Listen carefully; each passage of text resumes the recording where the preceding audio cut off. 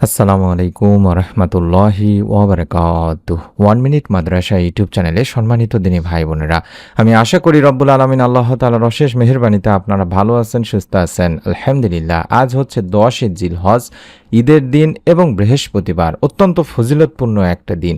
আসরের পর থেকে শুরু করে মাগরিবের আগ পর্যন্ত কিংবা মাগরিবের পরেও আপনারা এই ছোট্ট দোয়াটি মাত্র 11 বার পড়বেন। রব্বুল আলামিন চাহে তো আপনার মনের নেক আশা পূরণের সুসংবাদ আজকে আপনি ইনশাল্লাহ পাবেন। তাই অনুরোধ করছি, মনোযোগ দিয়ে ভিডিওটি নিয়ত করে অবশ্যই সম্পূর্ণ দেখবেন।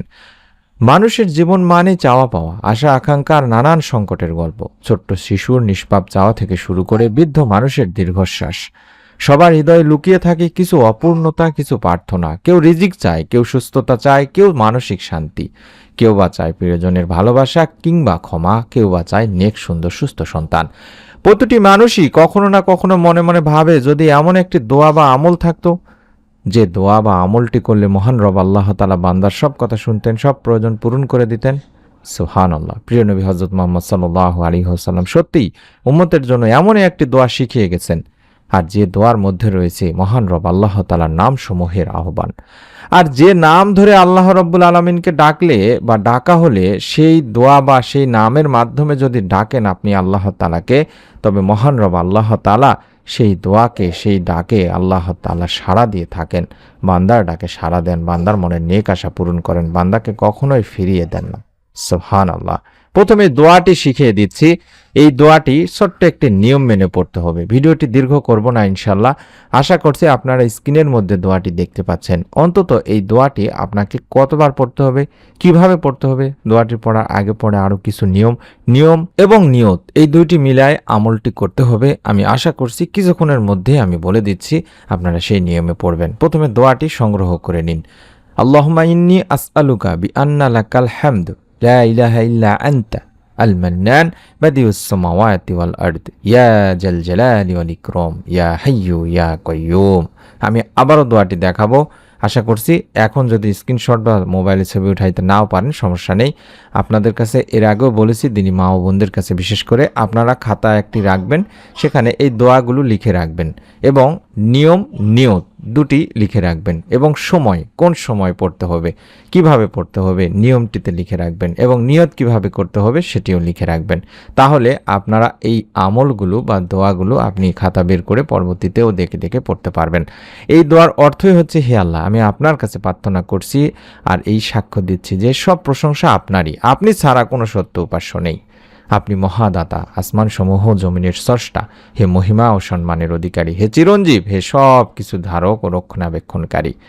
রাসূল সাল্লাল্লাহু আলাইহি ওয়াসাল্লাম এক ব্যক্তিকে এই দোয়া করতে শুনে তখন বললেন, সে আল্লাহ রব্বুল আলামিনকে, মহান রবকে তার মহান নামের মাধ্যমেই ডেকেছে। আর যে নামে ডাকলে মহান আল্লাহ সাড়া দেন এবং যে নামে চাইলে তিনি তার সব কিছু চাওয়া পাওয়া পূরণ করেন, তাকে তা দান করেন। আবু দাউদ, তিরমিজি, নাসাই শরীফের একটি হাদিস। এই দোয়াটি আপনি আসর থেকে শুরু করে মাগরিব পর্যন্ত এই সময়টিতেও পড়তে পারবেন, কারণ এই সময়টি দোয়া কবুলের অন্যতম সময়। এছাড়াও যে সময়গুলোতে দোয়া কবুল হয়, যেমন আপনি চাইলে দোয়াটি নামাজের আগে, পরে কিংবা দিনের যে কোনো সময় পড়তে পারেন বা পড়া যেতে পারে। বান্দা যদি, সর্বপ্রথম কথা হলো এটাই যে বান্দা যদি আন্তরিক হৃদয়ে বিশ্বাসের সঙ্গে এই দোয়া পড়ে, আল্লাহ তাআলার কাছে কিছু চায়, রব্বুল আলামিন আল্লাহ তাকে কখনোই নিরাশ করেন না, তার দোয়া কবুল করেন। ছোট্ট নিয়মটি হলো, আপনাকে প্রথমেই নিয়ত করতে হবে, অর্থাৎ নিয়তি সমস্ত কিছুর উপরে নির্ভর করে, অর্থাৎ আপনার ভালো কাজ মন্দ কাজ সমস্ত কিছুর উপরে নিয়তে নির্ভর করে। আপনি যদি একটি কাজ করার আগে নিয়ত করেন, কাজটি করতে পারেননি, সাপোজ আজকের এই কাজটির কথাই বলুন বা আমলটির কথাই বলুন, যে আপনি মনে মনে নিয়ত করলেন, অথবা এই মুহূর্তে আমি যেভাবে স্ক্রিনে দেখাচ্ছি, অর্থাৎ এই ভিডিওটির কমেন্ট সেকশনে আমিন অন্তত লিখে যদি নিয়ত করেন, এর ওসিলায় রব্বুল আলামিন আপনাকে সওয়াব দান করবেন। আপনি আমলটি করেননি বা করতেই পারেননি, যদি আপনি আমলটি করতে পারেন কিংবা করেন, রব্বুল আলামিন যদি আপনাকে করান, তাহলে আল্লাহ তাআলা এর সওয়াব কত গুণ বৃদ্ধি করবেন সেটা রব্বুল আলামিন ভালো জানেন। অর্থাৎ আপনার একটি ভালো কাজ আল্লাহ তাআলা সেটিকে 1000 গুণও বৃদ্ধি করে, লক্ষ গুণও বৃদ্ধি করে দিতে পারেন। তাই আমাদের সর্বপ্রথম কাজ হলো নিয়ত করা, দিনী ভাই বোনেরা। একটি সঠিক নিয়তই আপনার আমল বা দোয়াকে কবুল করাতে সাহায্য করে। তাই প্রথমে নিয়ত করে নিন, ভিডিওটিতে অন্তত আমিন লিখে কমেন্ট করে, এবং এই মুহূর্তে যে স্ক্রিনের মধ্যে দেখতে পাচ্ছেন ছোট্ট দরুদটি, এই দরুদটি অন্তত 11 বার পড়ুন। আল্লাহুম্মা সাল্লি ওয়া সাল্লিম আলা নবিয়িনা মুহাম্মদ। আল্লাহুম্মা সাল্লি ওয়া সাল্লিম আলা নাবিয়িনা মুহাম্মদ।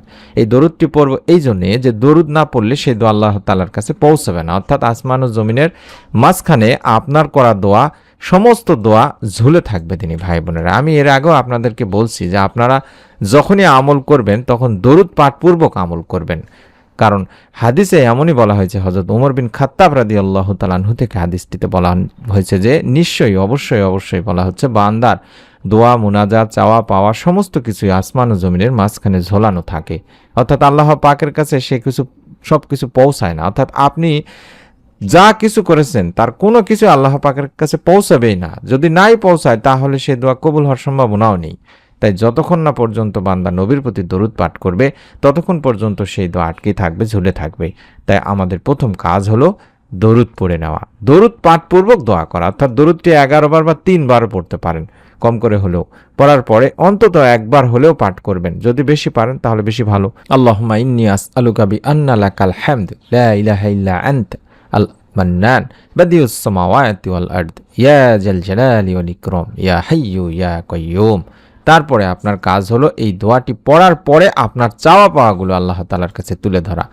এই চাওয়া পাওয়া তুলে ধরার আগেও নিয়ম আছে। আপনি যখনই হাত তুলে দোয়া করবেন, দোয়ার শুরুতেই আমরা আমাদের চাওয়া পাওয়াগুলো আল্লাহকে বলি, আল্লাহ আমাকে নেক সন্তান দান করো, আল্লাহ আমাকে অভাব অনটন থেকে দূর করো। এভাবে বলা যাবে না। আপনি দোয়ার শুরুতে নিয়ম মেনে আমল করবেন, অর্থাৎ আপনি আল্লাহ তাআলার কাছে যখনই হাত তুলবেন তখন আল্লাহর প্রশংসা দিয়ে দোয়া শুরু করবেন। চাইলে আলহামদুলিল্লাহ বলতে পারেন, এটি আল্লাহর উপর প্রশংসা করা, অথবা সূরা ফাতিহা পুরোটি পড়তে পারেন। তারপরে আল্লাহর যে গুণবাচক নাম, ইসমে আজমের নাম, যেই নামগুলো ধরে ধরে আল্লাহকে ডাকলে আল্লাহ তাআলা বান্দার ডাকে সাড়া দেন, যেমন ইয়া হাইয়্যু ইয়া কাইয়্যুম ইয়া জাল জালালি ওয়াল ইকরাম ইয়া রহমান ইয়া রাহিম, এই নামগুলো ধরে প্রথমে ডাকবেন। তারপরে আপনার যে চাওয়া, হতে পারে নেক সন্তান প্রয়োজন, হতে পারে আপনি অভাব অনটনে আছেন, হতে পারে অসুখ বিসুখে আছেন, উত্তম জীবনসঙ্গী প্রয়োজন, যা কিছু প্রয়োজন আল্লাহ তাআলার কাছে আপনি তারপরে বলবেন। তারপরে আপনি শেষে আবারও দরুদ পাঠপূর্বক দোয়া শেষ করবেন। এভাবে একবার হলেও আমলটি করে দেখুন দিনী বোনেরা এবং ভাইয়েরা, আল্লাহ তাআলা আপনাকে নিরাশ করবেন না ইনশাআল্লাহ। আমি আমার সম্মানিত দিনী ভাই বোনদের কাছে অনুরোধ করব, আপনি নিজে আমল করে আপনার নিকট আত্মীয় স্বজনদেরকেও এই আমলগুলো সম্পর্কে জানিয়ে দেবেন। চাইলে খুব সহজে আমরা এখন ফেসবুক, হোয়াটসঅ্যাপ, ইমো, মেসেঞ্জার বিভিন্ন কিছু সোশ্যাল মাধ্যম ব্যবহার করি। ভিডিওটি খুব সহজে শেয়ার করে দিতে পারেন সওয়াবের নিয়তে, এবং এরকম নতুন আমলের ভিডিও আমরা মাস জুড়ে দেব ইনশাআল্লাহ। আপনারা অবশ্যই নতুন ভিডিওটি পাওয়ার জন্য হলেও চ্যানেলটি সাবস্ক্রাইব করে বেল বাটনটি অন করে রাখুন। এই ভিডিওটির নিচেই সাবস্ক্রাইব লেখা বাটনটি আছে, একবার চাপ দিয়ে রাখলে ভিডিওগুলো আপনি অন্যান্য ভিডিও দেখার সময় পেয়ে যাবেন। সকলে ভালো থাকুন, সুস্থ থাকুন। আমরা মন থেকে দোয়া করি রব্বুল আলামিন যেন আপনাদের সকলকে আজ বৃহস্পতিবার ঈদের দিনের আমলের ওসিলায় আপনাদের মনে নেক আশা পূরণের সুসংবাদ দান করেন। আমিন। আসসালামু আলাইকুম ওয়া রাহমাতুল্লাহি ওয়া বারাকাতুহু।